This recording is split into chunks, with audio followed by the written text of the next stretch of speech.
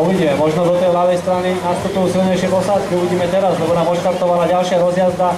Chorvátsko 1 versus Taliansko 2. Taliani na pravej strane, Chorváti na ľavej strane, Taliani. Lode sa im stretávajú, je tam bitva, Taliani sa snažia dostať, vytlačiť Chorvátov na kameň, čo sa im však nepodarilo. Uvidíme za kameňom, či sa stretnú opäť.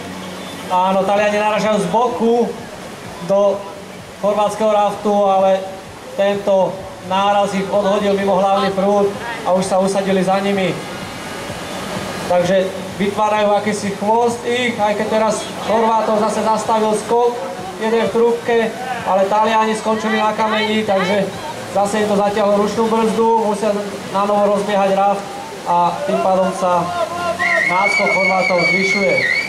Takže Taliani zrejme